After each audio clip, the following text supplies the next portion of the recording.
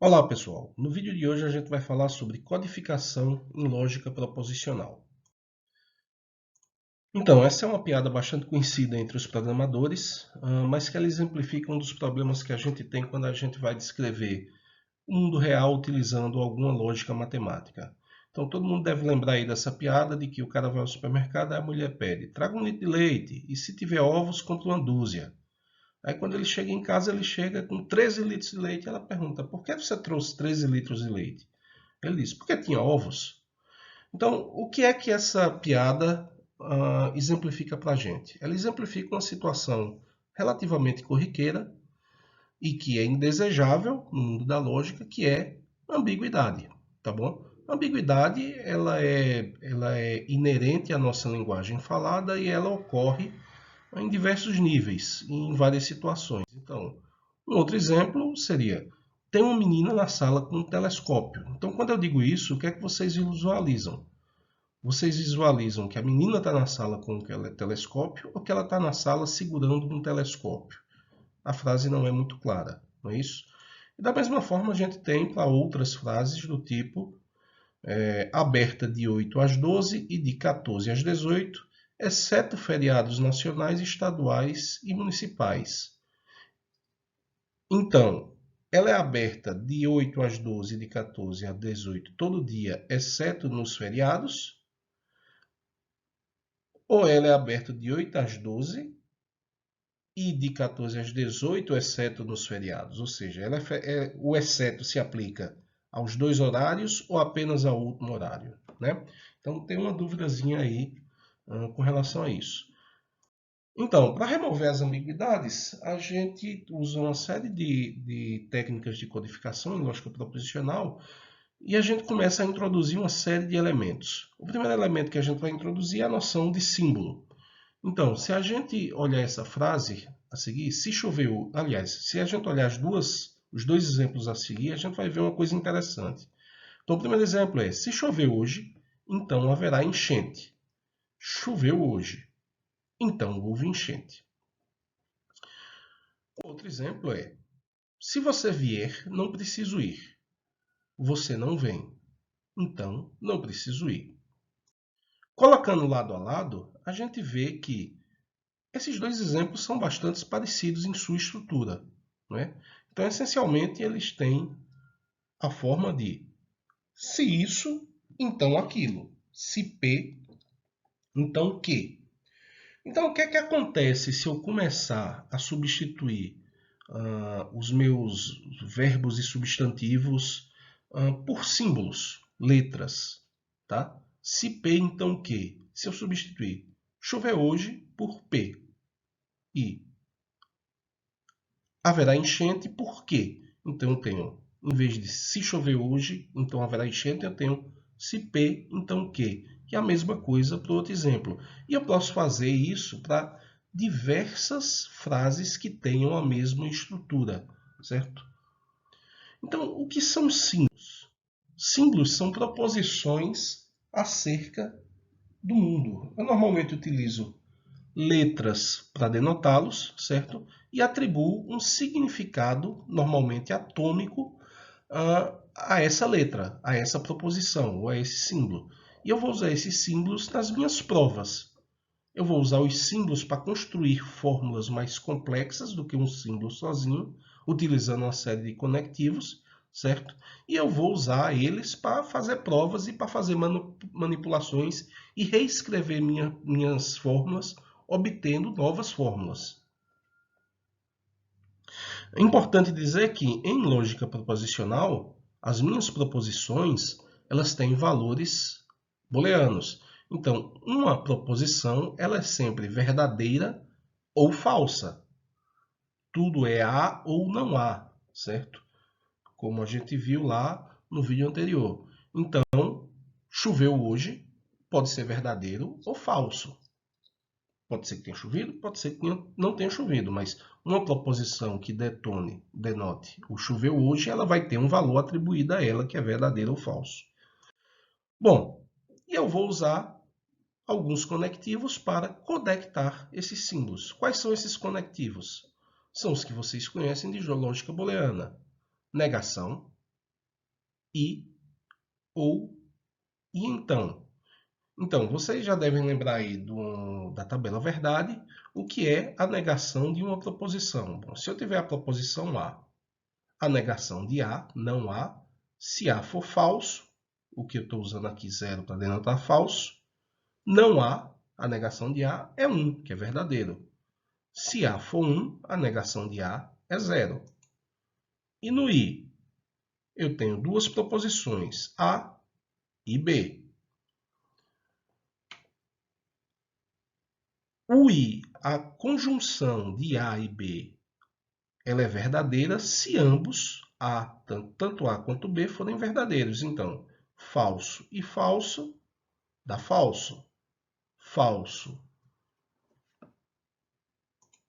falso e verdadeiro dá falso também. Verdadeiro e falso dá falso. E verdadeiro dá verdadeiro.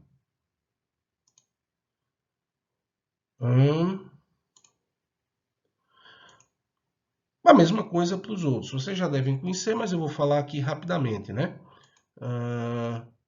Para o ou, aqui, 0 ou 0 dá 0. Falso ou falso dá 0. Falso ou verdadeiro dá verdadeiro. Verdadeiro ou falso dá verdadeiro. E verdadeiro ou verdadeiro dá verdadeiro também. E o então. O implica, na verdade. 0 implica 0, dá verdadeiro. 0 implica 1, sim. 1 implica 0, falso. 1 implica 1, dá verdadeiro. Então, isso que eu mostrei aqui é a tabela verdade. Ela diz exatamente qual é o significado de cada um desses conectivos. Você pode utilizar essa ferramenta que está aqui nesse link, tá? Para fazer a tabela de verdade de praticamente, aliás, de qualquer fórmula em lógica proposicional. Tá? Então, eu tenho esses 4 conectivos: negação, disjunção, conjunção e a implicação. A negação, ela é usada para dizer que alguma coisa, que alguma proposição é falsa. Então, se eu tomar que a minha proposição A significa ele pagou a tal, se eu digo não há, eu estou dizendo que ele não pagou a tal. Da mesma forma, se eu tiver uma disjunção e eu tiver duas proposições V e A, que significam V, o carro é vermelho, e A significa o carro é azul, se eu botar V ou A, eu estou dizendo que o carro é vermelho ou o carro é azul, certo? A mesma coisa eu tenho para conjunção e para implicação. Se eu tenho P denotando que eu vou pagar lógica esse semestre e F denotando que eu vou ficar feliz no final do período, então P e F significa que eu vou pagar lógica e vou ficar feliz no final do período. Por fim, a implicação, se eu tenho as proposições C, se eu tenho a fórmula C implica L, eu vou ler C como se ele se formou em computação, então ele pagou lógica, onde C é ele se formou em computação e L, ele pagou lógica. É importante observar que nós temos duas leituras diferentes, certo? Para implicação. Quando eu digo que P implica que, eu estou dizendo que P é uma condição suficiente para que Q aconteça. Mas, por outro lado, eu estou dizendo que Q é uma condição necessária para que P aconteça. O que é que eu estou dizendo? Bom, vamos ver com exemplo. Então, olha só, se eu tiver exemplo, se eu tiver a seguinte situação, se ele se formou em computação, então ele pagou lógica. Quem é P? P é ele se formou em computação. E quem é Q? Q é ele pagou lógica. Então, é necessário pagar lógica para você se formar em computação, que é pagar lógica, é uma condição necessária, certo? Vou botar aqui, é uma condição necessária para se formar em computação. Por outro lado, se você se formou em computação, eu sei que você pagou lógica. Então, ter se formado em computação é uma condição suficiente para ter cursado lógica. Todo mundo entendeu? Bom, eu uso os operadores, certo, para combinar diversos símbolos, diversas proposições, e vou construindo fórmulas cada vez mais complexas, tá? Até que eu possa ter fórmulas com 10, 20, 200 símbolos, não sei, 200 conectores. Vai do tamanho da complexidade do que eu estou querendo descrever.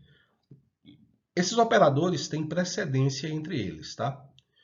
Então, P implica Q e R se lê como P implica, abre parênteses, Q e R, fecha parênteses, e não desta outra forma aqui. Beleza? Q implica Q, implica R, é a mesma coisa que P implica, abre parênteses, Q implica R, fecha parênteses. Então, a precedência dos operadores é negação e ou implicação, tá?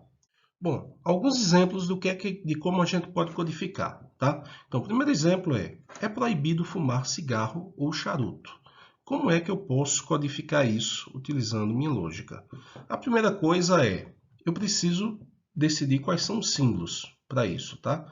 Então, eu vou usar os símbolos CI para dizer fumar cigarro e CH para dizer fumar charuto.